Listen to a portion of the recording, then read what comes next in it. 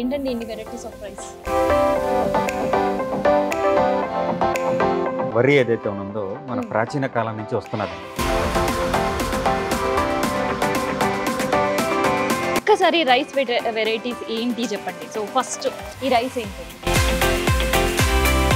మాపండ్లే సాంబా అని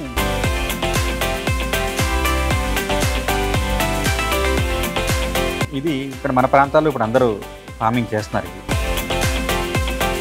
ఎంత అండి కేజీ? ఇది కేజీ వచ్చేసి 160 రూపీస్ అండి. 160. కాలా బట్టి అంటారు, నల్ల బియ్యం అండి. ఇది కేరళ నుంచి వచ్చిన జాతి. ఓకే.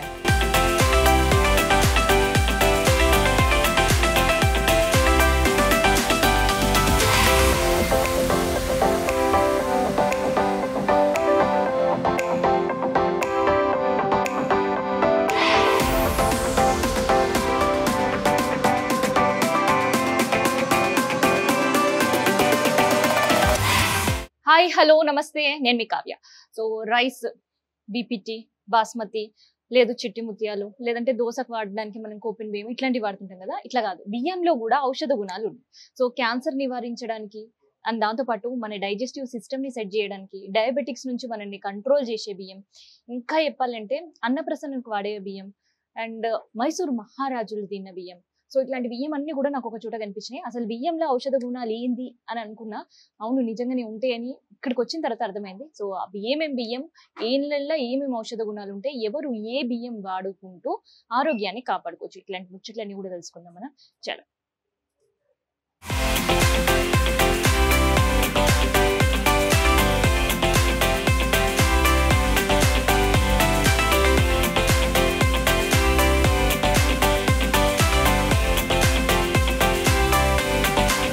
జనరల్ గా రైస్ అంటే బాస్మతి రైస్, లేదంటే కోపెన్ బియ్యం, రేషన్ బియ్యం, లేదంటే సన్న బియ్యం, అందులో ఒక 3-4 వెరైటీస్. ఏంటండి ఇన్ని వెరైటీస్ ఆఫ్ రైస్? యాక్చువల్గా రైసు అనేది ఏదైతే ఉందో, వరి ఏదైతే ఉందో మన ప్రాచీన కాలం నుంచి వస్తున్నదండి.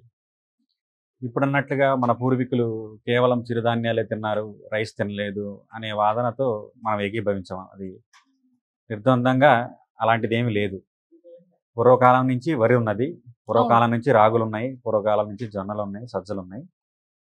వాళ్ళ ప్రాంతాలను బట్టి, ఆహారపు అవసరాలను బట్టి, అనుకూలతను బట్టి అన్ని రకాలు తింటూ వస్తున్నారు. వరి తినలేదనేది అలాంటిది ఏమి లేదు. అలాగే వరి వల్లే డయాబెటీస్ వస్తుంది అనేది కూడా అదొక పెద్ద అపోహ. సాధారణంగా కొన్ని దేశాల్లో అయితే మనకి ఇక్కడ బంగాళదుంప వాతం అంటాం. కొన్ని దేశాల్లో బంగాళదుంపని బేస్గా చేసుకుని అందులో కూరలు కలుపు తింటారు. రష్యా లాంటి దేశాల్లో బంగాళదుంప బేస్. ఇప్పుడు మనకి రైస్ ఎలా బేసో భోజనం ప్లేట్లో, బంగాళదుంప బేస్ వాళ్ళకి, వాళ్ళ ప్రాంతానికి అది అనుకూలం. అలాగే ఈవెన్ బెంగాలీస్ కూడా వాళ్ళు చేసే ప్రతి కూరలో వెజ్ ఆర్ నాన్ వెజ్ సంబంధం లేకుండా ప్రతి దాంట్లో వాళ్ళు ఆలు లేదు. ఈవెన్ బిర్యానీ చేసినా కూడా ఆలుగడ్డతో చేస్తుంటారు. మనకి కలిగినంత ఇబ్బంది వాళ్ళకి కలగదు. ఇది ప్రాంతాన్ని బట్టి, పరిస్థితులను బట్టి, వాతావరణాన్ని బట్టి అది మారుతూ ఉంటుంది. ఒక ప్రాంతానికి ఒక ఆహారాన్ని మనం అన్వయించలేము. అలాగే ఈ దక్షిణ భారతదేశంలో వాళ్ళకి వరి అనుకూలమే. అంటే ఈ మధ్య కాలంలో ఏంటంటే రైస్ తినడం కంటే కూడా చపాతీస్, లేదంటే మిల్లెట్స్ వీటితో గడపడం, లేదంటే ఓట్స్ తో గడపడం, సో రైస్ ఎంత అవాయిడ్ చేస్తే హెల్త్ అంత బాగుంటుంది అనడం, ఇట్లాంటివన్నీ కూడా వినిపిస్తున్నాయి. ఇప్పుడు సాధారణంగా మనం తినే భోజనంలో ఇంత శాతం పీచు పదార్థం ఉండాలి, ఇంత శాతం కార్బోహైడ్రేట్స్ ఉండాలి, ఇంత శాతం ప్రోటీన్స్ ఉండాలి అని కొన్ని నియమ నిబంధనలు ఉన్నాయి. ఆ దృష్ట్యా చూసుకుని మనము తీసుకుంటే ఏ రైస్ అయినా సరే, మిల్లెట్ అయిన రైస్ అయినా సరే, ఈ వరి రకాలు ఇప్పుడు మనం చూస్తున్న దేశవాళీ వరి రకాలైనా ఇవన్నీ ఆ అనుకూలతను బట్టి, ఇప్పుడు ఆ లెక్కల ప్రకారం తీసుకుంటే ఎటువంటి ఇబ్బంది కలగదు. ఉదాహరణకి ఇప్పుడు నేను అన్నం, నా ప్లేట్లో అన్నం ఉంది, అందులో ఎక్కువ పీచు పదార్థం కలిగిన, ఉదాహరణకి చిక్కుడుకాయ కానీ, గోరు చిక్కుడుకాయ కానీ, ఇలా పీచు పదార్థం కలిగిన కూరని నేను అందులో వేసుకుంటున్నాను. అది బ్యాలెన్స్ అయిపోయింది. ఇప్పుడు చిరుధాన్యం తిన్నాను. నేను చిరుధాన్యం తిని అందులో పప్పు చారు వేసుకున్నాను. పప్పు చారు అంటే ప్రోటీన్ ఫుడ్, అది ఫైబర్ ఫుడ్ కాదు. సో పీచు ఫైబర్ వుడ్ ఏమైంది, చిరుధాన్యం అయింది. సో ఇలా తీసుకుంటే ఏమవుతుంది, బ్యాలెన్స్డ్గా ఉండాలి మనం తీసుకున్న ఆహారం. మనకి ఆహారం మీద కొద్దిగా అవగాహన ఉండాలి. అప్పుడు వరి తీసుకున్నా, చిరుధాన్యాలు తీసుకున్నా, చిరుధాన్యాలే తీసుకుని ప్రోటీన్ కంటెంట్, కార్బోహైడ్రేట్స్ మిస్ అయ్యే వాళ్ళు కూడా చాలామంది ఉన్నారు. అలాగే కేవలం వరి తీసుకుని ఫైబర్ మిస్ అయ్యే వాళ్ళు కూడా ఉన్నారు. పూర్తిగా భోజనం మీద అవగాహన ఉంటే ఇలా మిస్కన్సెప్షన్స్ ఏమీ ఉండవు. వరితో కూడా మనము డయాబెటీస్ని కంట్రోల్ చేసుకుంటూ ఉండొచ్చు. సో ఒక్కసారి రైస్ వెరైటీస్ ఏంటి చెప్పండి. సో ఫస్ట్ ఈ రైస్ ఏంటండి? ఇది మాపండ్లే సాంబా అని అప్పుడే వివాహమైన దంపతులకి ఇది పెడితే మంచిదని తమిళనాడులో సాంప్రదాయం ఉన్నది. తొందరగా పిల్లలు కలగటానికి ఈ బియ్యాన్ని వినియోగిస్తారు. అలాగే ఇది కాలాబట్టి ఏమంటారు వీటిని? మాపిళ్ళే సాంబా. సో ఇవి ఎక్కడి నుంచి కలెక్షన్? ఇది ఇక్కడ మన ప్రాంతాల్లో ఇప్పుడు అందరూ ఫార్మింగ్ చేస్తున్నారు. ఇది తమిళనాడు నుంచి వచ్చిన సీడు. ఇది మన చుట్టుపక్కల రైతులు కూడా ఇది గో ఆధారితంగా పండించి ఇస్తున్నారు. ఇది సో ఇది మన ఇప్పుడు ఇక్కడ ఎంత అండి కేజీ? ఇది కేజీ వచ్చేసి 160 రూపీస్ అండి. 160 రూపీస్. సో నెక్స్ట్ రైస్ కాలాబట్టి అంటారు, నల్ల బియ్యం అండి. ఇది బియ్యం ఎలా ఉంటాయా? బియ్యమే నల్లగా ఉంటాయి. ఇందులో 2-3 రకాల నల్ల బియ్యాలు ఉన్నాయి. కృష్ణబ్రిహి అని, కాలాబట్ అని, కాలాబట్టి అని, బర్మా బ్లాక్ అని, చాలా రకాల నల్ల బియ్యాలు ఉన్నాయి. సాధారణంగా ఇలాంటి నల్ల బియ్యాల్లో ఏంటంటే యాంటీ ఆక్సిడెంట్ ప్రాపర్టీస్ ఎక్కువ ఉంటాయి. ఇది శరీరంలో ఫ్రీ రాడికల్స్ ని కంట్రోల్ చేయడానికి, అలాగే క్యాన్సర్ రాకుండా ఉండడానికి ఉపయోగపడుతుందని పెద్దలు చెప్పారు. సో చూడడానికి అయితే చాలా డిఫరెంట్ పరిశోధనలో కూడా తేలింది. ఓకే. సో మరి ఇది కుకింగ్ ప్రాసెస్ సేమ్ మన రైస్ రోజువారీ భోజనం లాగా తినలేకపోవచ్చు, కానీ దీన్ని ఎలా వినియోగించుకోవచ్చు అంటే, ఒకటి దోశలో వాడుకోవచ్చు, ఇడ్లీలు రవ్వలాగా రవ్వ ఉప్మా లాగా చేసుకోవచ్చు, పాయసాలు చేసుకోవచ్చు.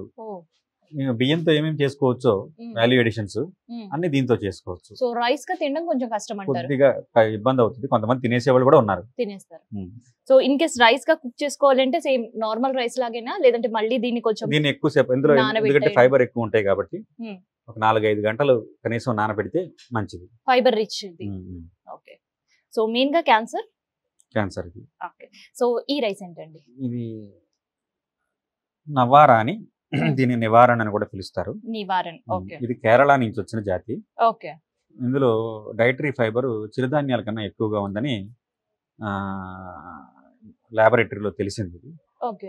మిల్లెట్స్ కన్నా ఎక్కువ డైటరీ ఫైబర్ ఉంది అందులో. సో ఇది కాల్షియము, మెగ్నీషియము, ఐరన్, ఇలా అన్ని సూక్ష్మ పోషక తత్వాలు కూడా ఇందులో ఎక్కువగా ఉంటాయి. డయాబెటీస్ వాళ్ళకి స్పెషల్ గా చెప్తున్నాం దీని గురించి.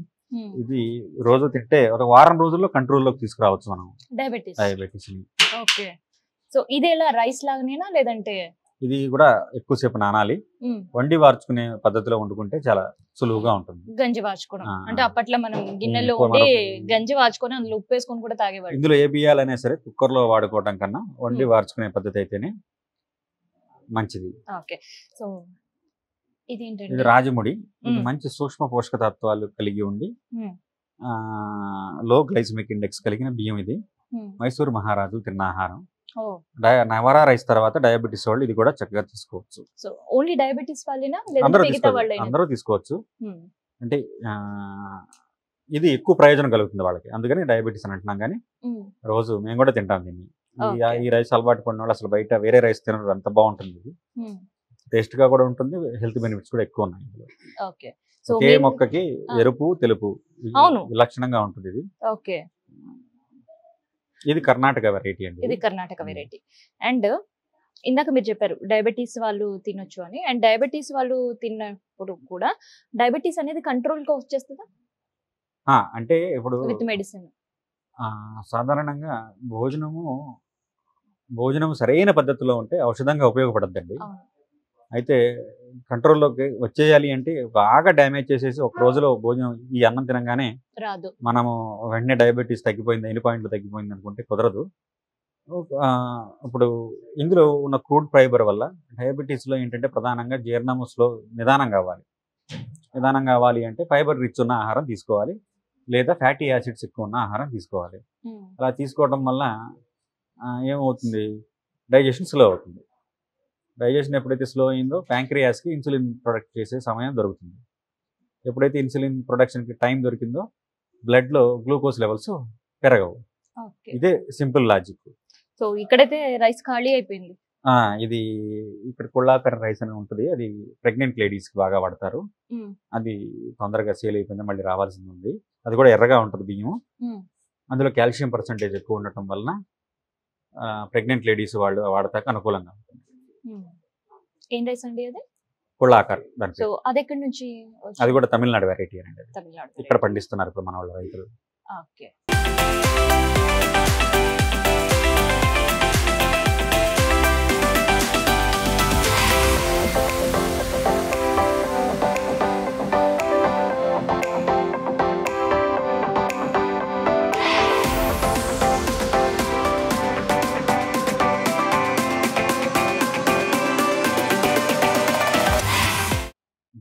మైసూరు మల్లిక అండి. మైసూరు మల్లిక. ఇది చిన్నపిల్లల ఆహారంగా చెప్పబడతారు, అన్నప్రాసన ఆహారం అంటారు దీన్ని. ఓకే. ఇది కర్ణాటక నుంచి వచ్చిన సీడ్. ఇది గోవా ఆధారితంగా పండించిన బియ్యం అండి. ఇది ఇందులో మంచి సూక్ష్మ పోషక తత్వాలు అవి ఉంటాయి, అలాగే తేలికగా జీర్ణం అవుతుంది. ఓకే. స్పెషల్ గా పిల్లలకి అండ్ అంటే కేవలం అన్నప్రాసన వరకేనా లేదంటే ఉగ్గు చేయడానికి? వాటికి కూడా చక్కగా వాడుకోవచ్చు అండి. శుభ్రంగా కడుక్కొని రవ్వలాగానో పిండిలాగానో చేసుకుని దాంతో ఉగ్గు చేసుకోవచ్చండి. సో నెక్స్ట్ ఇదేంటి రైస్ అండి? సిద్ధ సన్నాలండి. ఇవి కూడా దేశవాళీ బియ్యాల్లో సన్న రకం ఇది. ఇందులో కూడా మంచి సూక్ష్మ పోషక తత్వాలు ఉంటాయి, కాల్షియం అది బాగుంటుంది. ఇది చక్కగా వాడుకోవచ్చు అండి అందరూ. అంటే ఈ మైసూరు మల్లిక కానీ, ఈ సిద్ధ సన్నా కానీ, కూజీ పటాలి అని ఒక వెరైటీ అని, ఇవన్నీ ఒక కోవకి చెందినవి. ఇవి ప్రస్తుతం సోనా మసూరి సన్న బియ్యాలు వాడుతూ దేశవాళీ బియ్యాల్లోకి రావాలనుకునే వాళ్ళకి మొట్టమొదటికి చక్కగా ఉపయోగపడతాయి, దగ్గరగా ఉంటాయి, సన్నగా ఉంటాయి. ఇందులో ఉన్న గొప్పతనం ఏంటంటే గ్లైసమిక్ ఇండెక్స్ ఏదైతే ఉందో అవి లెవెల్స్ తక్కువ ఉంటాయి, షుగర్ కంటెంట్ తక్కువ ఉంటుంది అన్నమాట. అట్లాగే ఇవి సూక్ష్మ పోషక తత్వాలు, న్యూట్రియంట్స్ ఎక్కువ ఉంటాయి. అందులోనూ మనం ఇది సింగిల్ పాలిష్ బియ్యాలు అమ్మటం వలన బి కాంప్లెక్స్ కూడా మనకి లభిస్తుంది. సో ఇవి బియ్యంలో అక్కడక్కడ మనం చూస్తుంటే కొంత రెడ్డిష్ రైస్ ఉంది. ఇది పంటనే ఇంతనా లేదంటే మళ్ళీ ఇందులో ఏదైనా వేరే రైస్ ఏదైనా మిక్స్? యాక్చువల్గా ఏంటంటే రైతులకి ఉన్న ప్రస్తుతం చిన్న రైతులకు ఉన్న ఛాలెంజెస్ అనమాట. ఓకే. ఒక పక్కన 1 ఎకరము ఎర్ర బియ్యం పండించి ఒక పక్కన తెల్ల బియ్యం పండించాడు. అతను మిల్లులో ఆడించినప్పుడు మొట్టమొదటిగా ఎర్ర బియ్యం ఆడిస్తే ఆ ఎర్ర బియ్యం మిగిలినవి ఏవైతే ఉన్నాయో ఈ తెల్ల బియ్యం ఆడించినప్పుడు అక్కడక్కడ కలుస్తాయి అనమాట. ఇది మిల్లులో జరిగే చిన్న మిస్టేక్స్. అవి కూడా ఔషధ విలువలో ఉన్న బియ్యాలే కాబట్టి పెద్ద సమస్య ఏమి లేదు. ఓకే. అండ్ మీ దగ్గర జ్ఞాపక శక్తిని పెంచే బియ్యం ఉంది అని కూడా విన్నాం. జ్ఞాపక శక్తి అంటే మేద్యము ఆయుర్వేదం ప్రకారం అది పెరగాలి అంటే ఈ బియ్యాల్లో దేశవాళీ ఆవు నెయ్యి వేసుకు తింటే జ్ఞాపక శక్తి కూడా పెరుగుతుంది. దేశవాళీ ఆవు నెయ్యిని మేద్యంగా కొనియాడారు. ఇలాంటి ఈ దేశవాళీ బియ్యాలన్నిటిలోనూ డయాబెటీస్ కానీ ఏదైతే క్రానిక్ డిసీజెస్తో ఇబ్బంది పడుతున్నారో, ఎవరైతే డైజెస్టివ్ డిజార్డర్తో బాధపడుతున్న వాళ్ళు ఎవరైతే ఉన్నారో వాళ్ళందరూ ఈ బియ్యాల్లో ఎక్కువ నెయ్యి వేసుకుని, దేశవాళీ ఆవు నెయ్యి సాంప్రదాయబద్ధంగా తయారు చేసిన దేశవాళీ ఆవు నెయ్యిని ఎక్కువ వేసుకుని తింటే డయాబెటీస్ వెంటనే కంట్రోల్ అవుతుంది. At the same time digestive disorders కూడా తగ్గుతాయి. నెయ్యి రసాయనము అంటే లైఫ్ స్పాన్ని పెంచేదని అర్థం. అట్లాగే జీవనం అంటే రోగనిరోధక శక్తి పెంచేదని అర్థం. Immunity booster. అలాగే బలాన్ని పెంచేది, మేద్యము మేధస్సుని పెంచేది. సో ఇన్ని రకాల గుణాలు నెయ్యికి ఉన్నాయి.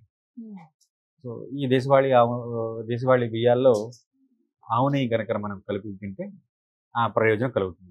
ఓకే. సో ఈ నెక్స్ట్ రైస్ ఇది ఏంటండి? ఇది ముడి బియ్యం అండి. ముడి బియ్యం. ఇది దేశవాళీ బియ్యాల్లోనే ముడి బియ్యం. ఈ మైసూరు మల్లికని మనం ముడిగా ఆడించి ముడి బియ్యంగా ఇస్తున్నాము. సింగిల్ పాలిష్ కాదు, మేము పూర్తిగా ముడి తిందాం అనుకున్న వాళ్ళు కూడా కొంతమంది ఉన్నారు. ముడి బియ్యానికి సింగిల్ పాలిష్ డిఫరెన్స్ ఏంటంటే ఎక్కువ ఫైబర్ ఉంటుంది ఇందులో, ఎక్కువ తవుడు కూడా, బి కాంప్లెక్స్ కూడా వాళ్ళకి లభిస్తుంది. తినగలిగే వాళ్ళు ఇవి కూడా తీసుకెళ్తూ ఉంటారు అనమాట.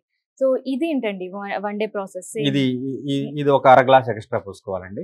1 గంట 2 గంటలు నానబెడితే మంచిది. నానబెట్టి వండాలి. ఇదేంటి? ఇది ఇంద్రాణి అని లేడీస్ కి సంబంధించిన గైనిక్ హెల్త్ కి బాగా పనిచేస్తుంది. అలాగే కాల్షియం బాగా ఉంటుంది. పీసీఓడి లాంటి సమస్యలతో బాధపడుతున్న వాళ్ళు ఇది ఉపయోగకారి. ఇది వాళ్ళు వాడుతున్న మెడిసిన్స్తో పాటు ఇవి కూడా తీసుకుంటే ఉపయోగపడుతుంది. ఇది కూడా దేశవాళీ బియ్యము, కొద్దిగా ముతక బియ్యము, మెత్తగా ఉడుకుతుంది. ఇది చాలా మంది దీన్ని వినియోగిస్తారు. సో ఇవే ఎక్కడి నుంచి వెరైటీ అండి? ఈ వెరైటీ ఇది ఇంద్రాణి వచ్చేసి ఒరిస్సా నుంచి వచ్చింది. ఒరిస్సా. ఓకే. అండ్ వీటి కాస్ట్ ఎట్లా ఉంది? ఇది 120 రూపీస్ ఉందండి. సో ఇదేంటండి రైస్? ఇది చిట్టి ముత్యాలు అనండి. ఇప్పుడు అందరూ ఇది దేశవాళీ బియ్యము, అందరూ ఎక్కువగా పలావుల్లో వాటిలో వాడుతున్నారు. ఇది ఇష్టపడుతున్నారు. దేశవాళీ బియ్యమే కాబట్టి దానికి కొద్దిగా ఎక్కువ పాలిష్ పట్టించి అందుబాటులో ఉంచాము. ఎందుకంటే మిగతా అన్ని రైస్ కంపేర్ చేసి ముట్టుకుంటే ఇలా జారిపోతుంది. అవునా, చిన్న బియ్యం ఇది, అందుకని చిట్టి ముత్యాలు అంటారు. జీలకర్ర లాగా చిన్న చిన్నగా ఉంటాయి. సో ఇదేంటండి వెరైటీ? ఎక్కడి నుంచి వచ్చింది? ఇది మనది ఆంధ్రప్రదేశ్ దేనండి, ఏపీదే. సో ఈ రైస్ వల్ల కూడా ఏమైనా బెనిఫిట్స్ ఉన్నాయా, లేదంటే ఓన్లీ నేను ఇంతకు ముందే చెప్పినట్టుగా దేశవాళీ బియ్యాలన్నింటిలోనూ గ్లైసెమిక్ ఇండెక్స్ లెవెల్స్ తక్కువ ఉంటాయి, సూక్ష్మ పోషక తత్వాలు ఎక్కువ ఉంటాయి. కాబట్టి చక్కగా ఇవి తీసుకోవచ్చు మనం.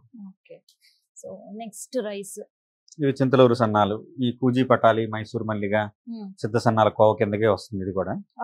ఇది కూడా మన ఆంధ్రప్రదేశ్ వెరైటీ, సన్న వెరైటీ. ఇది సింగిల్ పాలిష్ లో అట్టి పెట్టాం. ఇవి కూడా మంచి సూక్ష్మ పోషక తత్వాలు కలిగిన బియ్యం. సో మెయిన్ గా ఎవరైనా పేరెంట్స్ పిల్లలకి మంచి ఫుడ్ ఇవ్వాలి అని అనుకుంటే ఎట్లాంటి రైస్ ప్రిఫర్ చేస్తే మంచిది? అంటే పిల్లలకి అంటే గనక పిల్లలు బాగా ముతకలు ఇష్టపడరు కాబట్టి ఈ కూజీ పటాలి, అలాగే మైసూర్ మల్లిక, సిద్ధ సన్నాలు, చింతలూరు సన్నాలు ఇలాంటివి మనం వాళ్ళకి టు స్టార్ట్ విత్ మొదలు పెట్టచ్చు. వీటితో ఇవి అలవాటు పడిన తర్వాత ముతక బియ్యాల్లోకి రాజముడి లాంటివి, రత్నచోడి, ఇలా బహురూపి ఇలాంటివి మనం తినిపించవచ్చు వాళ్ళ తర్వాత. సో మెయిన్ గా ఏంటంటే పిల్లలు రైస్ తినరు కాబట్టి ఫ్లేవర్డ్ రైస్ పేరెంట్స్ ఎక్కువ చేస్తుంటారు. సో మరి ఈ రైస్ తో చేయొచ్చు అది? ఫ్లేవర్డ్ రైస్ అంటే టమాటో కావచ్చు, లేదంటే క్యారెట్ రైస్, పులిహారాస్ చక్కగా. సో ఇవన్నీ కూడా అన్ని చక్కగా వస్తాయి. సో ఇదేంటండి? ఇది రత్నచోడి అండి. నేను చెప్పింది ఇందులో మంచి కాల్షియం పర్సంటేజ్ ఎక్కువ ఉంటుంది, అలాగే ఇందులో మెగ్నీషియం అది ఎక్కువ ఉంటుంది. ఇది రత్నచోడి బాగా పురాతనమైన బియ్యము, దేశవాళీ బియ్యము. ఇది ఒకసారి తినటం మొదలు పెట్టిన వాళ్ళు ఇదే తినాలనుకుంటారు, అంత బాగుంటుంది. ఇందులో కూడా గ్లైసెమిక్ ఇండెక్స్ లెవెల్స్ తక్కువ ఉంటాయి, మెగ్నీషియము, ఐరన్ కంటెంట్ ఎక్కువ ఉంటుంది ఇందులో. మోకాళ్ళ నొప్పుల వాటి మీద కూడా బాగా పనిచేస్తుంది. ఇప్పుడు చాలా మందికి అంతే డిస్క్ ప్రాబ్లమ్స్ లేదంటే మోకాళ్ళ నొప్పులు, సో వాళ్ళకి ఇది మంచి. అంటే ఇది రైస్ చూస్తే కలర్స్ అంటే లైట్ గ్రీనిష్ షేడ్ కావచ్చు, అది అక్కడ ఉన్న అట్మాస్ఫియర్ పరిస్థితుల వల్ల వచ్చినాయండి. అంటే అలా ఏమి ఉండదు, రైస్ వైట్ గానే ఉంటుంది. సో ఇది ఎక్కడ పండించారండి? ఇది ఇప్పుడు మన చుట్టుపక్కల అందరు రైతులు పండిస్తున్నారు. రత్నచోటి చాలా మంది రైతులు పండిస్తున్నారు. ఇది కూడా ఒరిస్సా వెరైటీ అని అనుకుంటున్నాను. ఒరిస్సా వెరైటీ. సో ఇదేంటండి? ఇది కూజీ పట్టాలి అండి. నేను ఇందాక దీని గురించి తెలియజేశాను ఆల్రెడీ. ఇది సన్న బియ్యాల్లో దేశవాళీ బియ్యం. ప్రారంభించాలనుకున్న వాళ్ళు ఇది తీసుకోవచ్చు. సో ఇది ఎవరికి బాగా యూస్ఫుల్ ఉంటుంది? అంటే పిల్లలకా, లేదంటే విమెన్, వర్కింగ్ విమెన్స్ కావచ్చు, లేదంటే బాగా స్ట్రెస్ వర్క్స్ ఉంటాయి? ఇందులో కూడా ఎక్కువ కాల్షియం పర్సంటేజ్ బాగుంటుంది, అట్లాగే క్రూడ్ ఫైబర్ ఎక్కువ ఉంటుంది. ఇది గుజరాత్ నుంచి వచ్చిన దేశవాళీ బియ్యం వెరైటీ. ఇది ఇప్పుడు ఉన్న సన్న బియ్యాలు, సోనా మసూరి లాంటివి వదిలేసి వీటిలోకి రావచ్చు. వెంటనే వీటితో మొదలు పెట్టవచ్చు తినాలనుకున్న వాళ్ళు దేశవాళీ బియ్యాలు. సో వీటి కాస్ట్ ఎట్లా ఉందండి? 110 రూపీస్ అండి. ఇది 110 రూపీస్. సో ఇప్పటి వరకు బియ్యాల్లో ఔషధ గుణాలు గురించి తెలుసుకున్నాం కదా, అసలు ఇంతకీ చెప్పే వాళ్ళ గురించి కూడా తెలుసుకుందాం కదా. సో ఒక సాఫ్ట్వేర్ ఎంప్లాయ్. అవునండి, ఒకప్పుడు. ఇప్పుడు గోపాలకుడిని, గో ఆధారిత వ్యవసాయదారుని. సాఫ్ట్వేర్లు ఇక్కడే హైదరాబాద్లో నేను కొన్నాళ్ళు చేశాను. 4 మెట్రోపాలిటన్ సిటీస్లో నేను వర్క్ చేస్తున్నాను. బెంగళూరు, హైదరాబాదు, ఢిల్లీ, చెన్నై, ఇలాంటివి. ఇప్పుడు మోడర్న్ డే లైఫ్ స్టైల్ అంతా తెలుసున్నామండి నేను. రాజీవ్ దీక్షిత్ గారి పుణ్యమా అని గోవు గురించి తెలుసుకుని, గోవు పంచగవ్యాల ద్వారా ఎంత లాభం ఉన్నది మనిషికి, దానితో మనం ఏమేమి సాధించవచ్చు, అలాంటి విషయాలు తెలుసుకుని దాన్ని మనం సమాజంలోకి తీసుకెళ్లాలనే ఉద్దేశంతో ఫైనాన్షియల్ రిస్క్ తీసుకుని నెలకు ₹1,00,000 జీతగాడిన 10 సంవత్సరాల క్రితం. అయినా సరే దాన్ని వదిలేసి ఫైనాన్షియల్ రిస్క్ తీసుకుని గోపాలన, గో ఆధారిత వ్యవసాయం మొదలుపెట్టి ఈరోజు పెద్ద గో విజ్ఞాన కేంద్రంగా మారాము. 5,000 మంది గోపాలకులకి ప్రశిక్షణ కూడా ఇచ్చాము. ఇది ఇలా చేసుకోవాలి, ఇలా స్వయం స్వావలంబ గోశాల అంటే ₹1 డొనేషన్ తీసుకోకుండా తన కాళ్ళ సెల్ఫ్ సస్టైనబిలిటీ, తన కాళ్ళ మీద తను నిలబడే గోశాలను ఎలా నిర్మించుకోవడం అనే దాని మీద మనం చాలామందికి ట్రైనింగ్ కూడా ఇస్తున్నాము. మన మెయిన్ ఎయిటం ఏంటంటే గోవు ద్వారా వ్యవసాయం, గోవు పంచగవ్యాల ద్వారా ఆదాయం. దీని ద్వారా గోపాలుడు సంతోషంగా ఉంటాడు. గోపాలుడు సంతోషంగా ఉంటే గోవు సంతోషంగా ఉంటుంది. గోవు సంతోషంగా ఉంటే దేశం సంతోషంగా ఉంటుంది. ఇదే మా లక్ష్యం. అసలు సాఫ్ట్వేర్ ఉద్యోగం అంటేనే చాలా లగ్జరీష్ లైఫ్.